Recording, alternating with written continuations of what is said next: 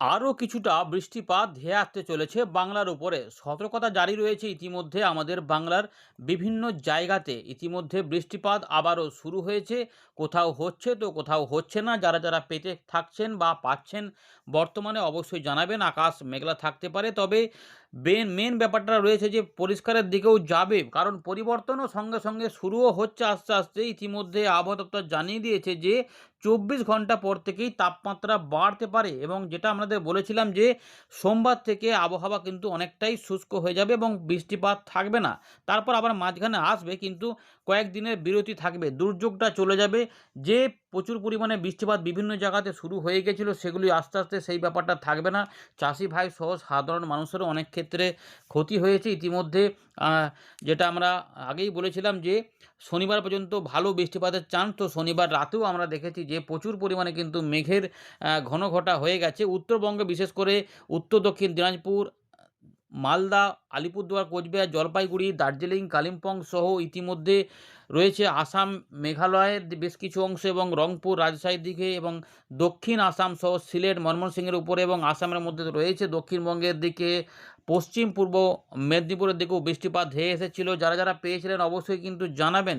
বেলদা এদিকে রয়েছে, গোপীবল্লভপুর আশপাশ থেকে, খড়গপুরের দিক থেকে, জলেশ্বর এগুলোর দিক থেকে কিন্তু পূর্ব মেদিনীপুরের দিকে বৃষ্টিপাত ধাওয়া করেছিল। যারা যারা পেয়েছেন বা পেয়েছিলেন অবশ্যই জানাবেন, বা বর্তমানে আকাশ কেমন রয়েছে জানাবেন। বাঁকুড়ার উপর বৃষ্টিপাত, বর্ধমানের উপরে বৃষ্টিপাত, হুগলির উপরে বৃষ্টিপাত, কোথাও কোথাও তো আবহাওয়া দপ্তর কালবৈশাখী ঝড় এবং বজ্রপাত সহ শিলা বৃষ্টিপাতের বিক্ষিপ্ত হবে পূর্বাভাস দিয়েছিল। তো ইতিমধ্যে নদিয়া, মুর্শিদাবাদের সাইডেও রয়েছে কিছু কিছু মেঘের ঘন ঘটা ছিল আর কি। তো সেই সমস্ত এলাকাতে সব জায়গাতে একসঙ্গে হচ্ছিল না, কিন্তু আমরা বেশ কিছুটা বৃষ্টিপাত দেখেছিলাম। আমরা এখানে ফেরত আসছি, সমস্ত আপডেট দেখাবো। আরও বিভিন্ন অংশে বৃষ্টিপাত পরবর্তী ক্ষেত্রে আসবে, সেগুলো কেমন কেমন থাকবে জানাবো। তো আহ, আপনারা জানাতে থাকুন। আপনারা শনিবার পর্যন্ত সময়ের মধ্যে বৃষ্টিপাত কতটা পেয়েছিলেন।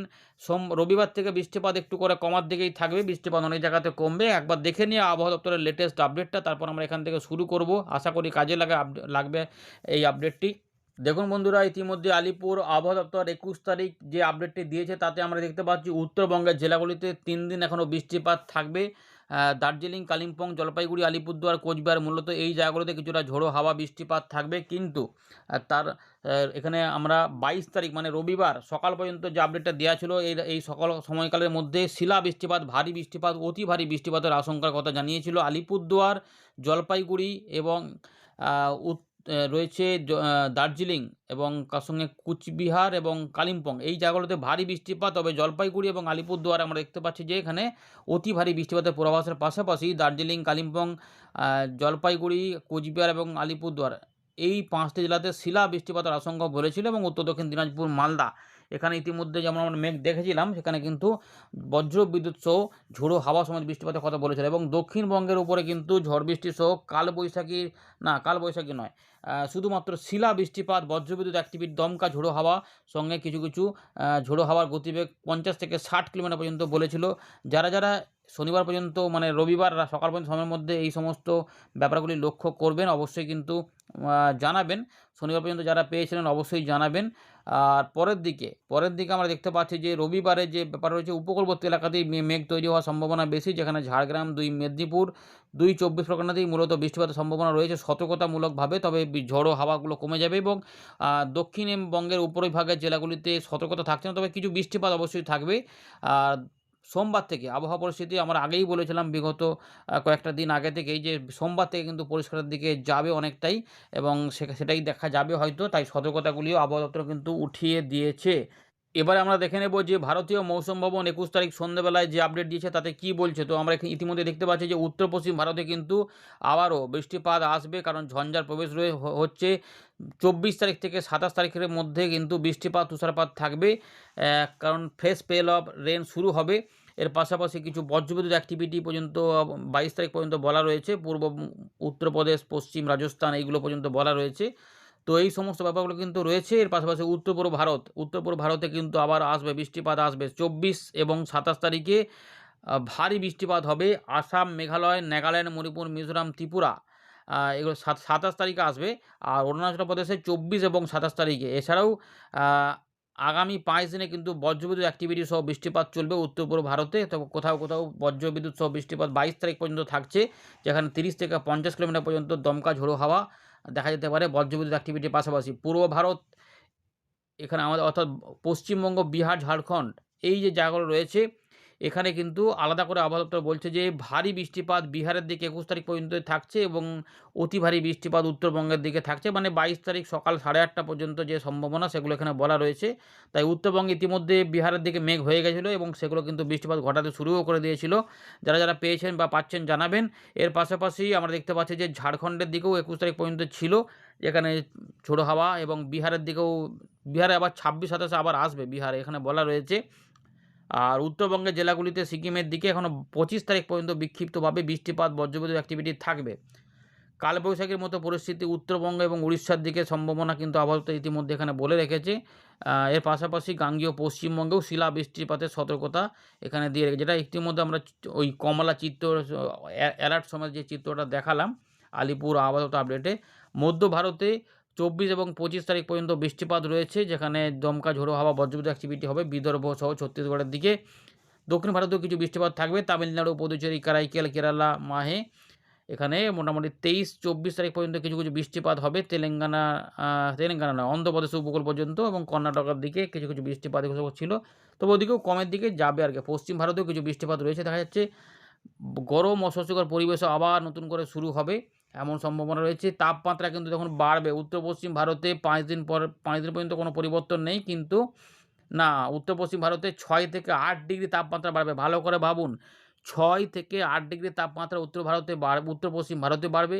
৩ থেকে ৫ ডিগ্রি আগামী ৫ দিনে মধ্য ভারতে বাড়বে এবং আমাদের ২৪ ঘন্টা পর থেকে ২৪ ঘন্টার মধ্যে ২ থেকে ৪ ডিগ্রি তাপমাত্রা কমবে পূর্ব ভারতে। কারণ এই যে এত বৃষ্টিপাতের পরিবেশ, তারপরে ২৪ ঘন্টা পর থেকে ২ থেকে ৩ ডিগ্রি তাপমাত্রা বাড়বে।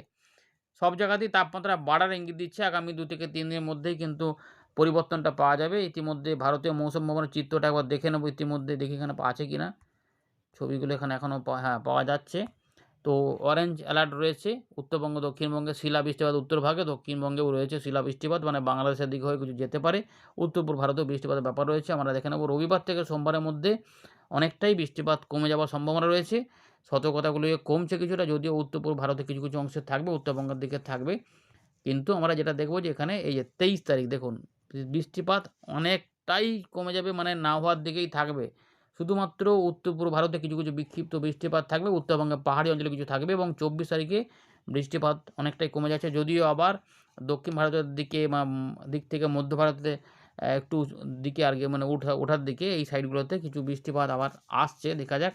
এখন ২৮ তারিখের দিকে ২৭ তারিখের দিকে আবার বৃষ্টিপাত আসতে পারে। মানে টুকটাক একটু করে মাঝে, মাঝে একটু করে মেঘলা, মেঘলা এদিক ওদিক করে বিক্ষিপ্তভাবে হতে পারে। এগুলো কিন্তু এখানে দেখা যাচ্ছে। আমরা আবারও ফেরত চলে এলাম উইন্ডটিল লাইভ স্ক্রিনে। যে বৃষ্টিপাতের সম্ভাবনার কথা বলা হয়েছিল, কিছু, কিছু অংশে বজ্রের সেল তৈরি হয়েছে, তবে বিরাট আকারে যে একদম জোরালো সেরকম নয়, একটু পাতলা টাইপের রয়েছে। যদিও পশ্চিমের দিকের জেলাগুলি থেকে মানে পুরুলিয়া ওইগুলো থেকে মেঘ উঠেছিল। আমরা যখন আপনাদের আপডেট দেখাচ্ছিলাম তখন কিন্তু অনেকটাই হালকা হয়েছে, তবে বৃষ্টিপাত কিছু, কিছু অংশে চালু হয়ে গেছিলো উত্তরবঙ্গের জেলাগুলিতে, উত্তর পূর্ব ভারতে বজ্রের সেলগুলো রয়েছে এখনও।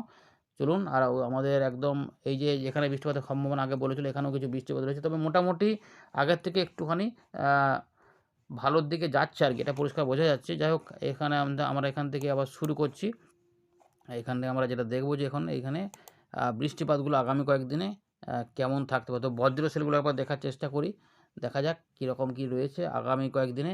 বজ্র সেলগুলো কিন্তু এই যে এগুলো ছিল এইভাবে ছিল আর কি। তো কিছু, কিছু অংশে এরভাবে হতে থাকবে। তারপরে রবিবারে কিন্তু অনেকটাই দেখা যাবে কমে যাবে। দেখুন এখানে কিন্তু বজ্রসেলগুলো দেখা যাচ্ছে, তার মানে রবিবার থেকেই বৃষ্টিপাত কমের দিকে দেখা যেতে পারে এমন সম্ভাবনা বেশি। আমরা পরের দিকে দেখে নেব আবার কবে আসছে। সোমবার থেকে পরিস্থিতি আরও ভালো হতে শুরু করবে, মানে তবে ওই মাঝে, মাঝে বিক্ষিপ্তভাবে ওই টুকটাক মেঘ উঠতে পারে, সেগুলো রয়েছে স্ক্যাটার রেঞ্জ যেটা বলে। ২৫ তারিখের দিকে দেখুন এই যে দেখাচ্ছে আবার টুকটাক বৃষ্টিপাত আসতে পারে, তবে দুর্যোগ নয়, অল্প স্বল্প করে। ২৬ থেকে ২৭ এখানে উড়িষ্যার দিকে বজ্রপাত সহ বজ্রবিদ্যুৎ অ্যাক্টিভিটি বাড়বে। দক্ষিণবঙ্গে উপকূলবর্তী এলাকাতে কিছু চান্স দেখা যাচ্ছে। ২৭ তারিখ দেখা যাক ২৭ তারিখ কী পাওয়া যাচ্ছে। ২৭ তারিখের দিকে এখানে কতটা পাওয়া যাচ্ছে ২৭ তারিখের দিকে। 27 তারিখের দিকে আমরা ট্র্যাক করছি। দেখুন অনেকটাই কিন্তু না 27 তারিখের যেটা বললাম 27-28 এর দিকে একটু হবে। 27-28 তারিখের দিকে হালকা এবং ২-১ জায়গায় মাঝারি বৃষ্টিপাতের ইঙ্গিত রয়েছে। কোনো ভারী-টারি নয় আপাতত। না 28 তারিখে আবার দুর্যোগের মতো পরিস্থিতি দেখা যাচ্ছে, যা কিছু, কিছু এদিক দক্ষিণবঙ্গ এবং বাংলাদেশ সহ ত্রিপুরা দিকগুলোতে মানে এই যে ঢাকা, ময়মনসিংহ, সিলেট ওইগুলোতে কিন্তু আবার একটু ঝোড়ো হাওয়া বৃষ্টিপাত মনে হচ্ছে নেমে পড়তে পারে। 28 তারিখে এই পরিস্থিতি রয়েছে। 29 তারিখে কী খবর? 29 তারিখে উপকূলবর্তী এলাকাতে একটু মেঘলা আকাশ হতে পারে। 30 তারিখের দিকে কমের চান্স রয়েছে। আবার উত্তর পশ্চিম ভারত থেকে কিছু বৃষ্টিপাত আসতে চেষ্টা করছে, এদিকে দেখা যাচ্ছে যে ওদিকে আবার বৃষ্টিপাত হবে।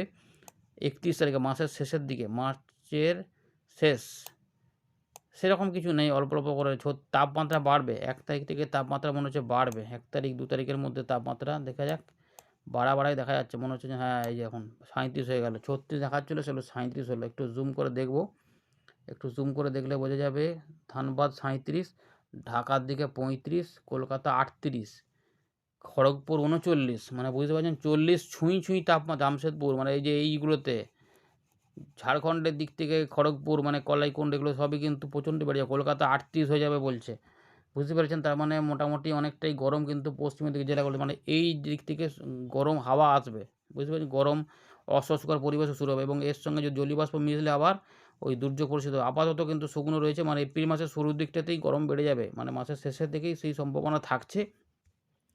এবারে বৃষ্টিপাতগুলো তার মানে কম থাকবে, কিন্তু 26 থেকে 27 বা 27 থেকে 28 বৃষ্টিপাত আসবে। এখন আপাতত যেটা চলছে সেগুলো এরকমভাবেই সম্ভাবনা থাকছে। কলকাতা, হাওড়া, হুগলি, 24 পরগনা কোথাও কোথাও বৃষ্টিপাত রাত থেকে সকালে, রবিবার সকাল পর্যন্ত বৃষ্টিপাতের পর আস্তে আস্তে কমার দিকে থাকবে।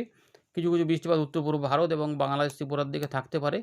উত্তরবঙ্গ বৃষ্টিপাতগুলো একটু কিছু কিছু করে রয়েছে। তো এই বৃষ্টিপাতের পরিবেশটা পূর্বাভাসের মধ্যে রাত থেকে সকালের মধ্যে দেওয়া ছিল। আর উত্তর পূর্ব ভারতে দেখুন এখনও কিছু বিক্ষিপ্তভাবে ত্রিপুরা, মিজোরাম, দার্জিলিং নয় ভুল বললাম, ওই আসাম, মেঘালয়ে বিভিন্ন অংশে বৃষ্টিপাত থাকবে। বাংলাদেশ হয়ে এগুলোতে কিন্তু বেশি, এগুলোতে একটু কমের দিকে, বাঁ দিকে দেখুন কমতেই থাকছে। দিয়ে আস্তে আস্তে সকালবেলা পর্যন্ত সময়ের মধ্যে বৃষ্টিপাত হওয়ার পরে দেখুন একদম এখান পর্যন্ত বৃষ্টিটা চলে গেল। এরপরে শুষ্ক আবহাওয়া পরিস্থিতি মনে হচ্ছে দেখা যাবে। সুতরাং রবিবার থেকেই কিন্তু অনেকটাই বৃষ্টিপাত কমে যাওয়ার চান্স রয়ে যাবে এবং সোমবার থেকে সেটা অনেকটাই কমে যাবে। শুষ্ক আবহাওয়া শুরু হয়ে যাবে। 24 তারিখের দিকে একটু হালকা পাতলা মেঘলা করলেও উত্তরবঙ্গের জেলাগুলিতে 25 তারিখ পর্যন্ত বলেছে আবহাওয়া দপ্তর বৃষ্টিপাত হতে পারে। তো উত্তরবঙ্গ, আলিপুরদুয়ার, কোচবিহার, জলপাইগুড়ি, দার্জিলিং, কালিম্পং এবং আসাম, মেঘালয়ে কিছু বৃষ্টিপাত থাকবে। ভারী বৃষ্টিপাতও বিক্ষিপ্তভাবে হতে পারে বা কোথাও কোথাও, মানে আলিপুরদুয়ার বা যেগুলোতে গোয়ালপাড়া, গুয়াহাটি এবং আসামের উত্তর ভাগে মাঝারি থেকে মাঝারি ভারী বৃষ্টিপাত হতে পারে, ভারী বৃষ্টিপাতও হতে পারে। 25 তারিখের দিকেও দক্ষিণবঙ্গের উপকূলবর্তী কিছু জেলাতে, উড়িষ্যার দিকগুলোতে বজ্রসেল তৈরি হলে বিকেল থেকে সন্ধ্যের মধ্যে দু এক জায়গায় হালকা বিক্ষিপ্ত বৃষ্টিপাত হতে পারে। মেদিনীপুর, ঝাড়গ্রাম সহ দক্ষিণ 24 পরগনার আশেপাশে, এবং যদি ঠিকঠাক থাকে তো কলকাতার দিকেও যেতে পারে বা বাঁকুড়া, পুরুলিয়ার দিকেও যেতে পারে, একটা সম্ভাবনা থাকবে। এই যেটা বলছিলাম একটা সম্ভাবনা দেখে তাই বোঝা যাচ্ছে। তো এই ব্যাপারগুলো কিন্তু এখনও রয়েছে। বর্ধমানের দিকে হবে কি হবে না ঠিক নেই, আরও কিছু আপডেট আসবে তখন বোঝা যাবে। আর 26 থেকে 27 মধ্যে কিছু বৃষ্টিপাত হবে। 26 কম, 27 থেকে 28 তার মানে বৃষ্টিপাতটা বাড়বে। এই যে দেখুন ভালো করে কিছু কিছু বৃষ্টিপাত ঢুকবে উপকূলবর্তী এলাকাতে, যেটা 28 তারিখে একটু বেশি হতে, ওই যে পশ্চিমী ঝঞ্ঝাটা এগিয়ে যাবে, সেটার সঙ্গে জলীয় বাষ্প মিশে এই বজ্রসেল তৈরি করলে উত্তরবঙ্গ, দক্ষিণবঙ্গে, বাংলাদেশের পশ্চিম দিকে সমস্ত জায়গাগুলো বৃষ্টিপাত নিয়ে এটা আসাম এবং অরুণাচল প্রদেশের দিকে মনে হচ্ছে যেতে চাইবে। দেখা যাক, বাংলাদেশের ত্রিপুরার দিকেও বৃষ্টিপাত দেবে, এদিকেও বৃষ্টিপাত সরে যাবে, মানে এদিকে বৃষ্টিপাত যাবে কিন্তু তার সঙ্গে এইটা মিলে গিয়ে এখানেও কিছু বৃষ্টিপাত 28 থেকে 29 মধ্যে ঘটিত হতে হবে। এই যে বৃষ্টিপাতগুলো যাবে বলছিলাম এটা যাবে। আর 29 তারিখে উপকূলবর্তী জেলাতে কিছু বিক্ষিপ্ত বৃষ্টিপাত বাংলাদেশ সহ হওয়ার চান্স রয়েছে। তারপরে শুষ্ক আবহাওয়ার দিকে যেতে পারে। এবার নতুন করে আবার কোনো পরিস্থিতি বদল হলে এই আপডেটে পরিবর্তন হতে পারে। আপাতত দক্ষিণবঙ্গের উপরে শুষ্ক আবহাওয়া আসবে এবং গরমটা কিন্তু বাড়বে, যা 2, 3, 4 মধ্যে হওয়ার সম্ভাবনা থাকবে, যা 38, 39 মধ্যে তাপমাত্রা তৈরি করে ফেলতে পারে। এই রয়েছে আপডেট। ধন্যবাদ।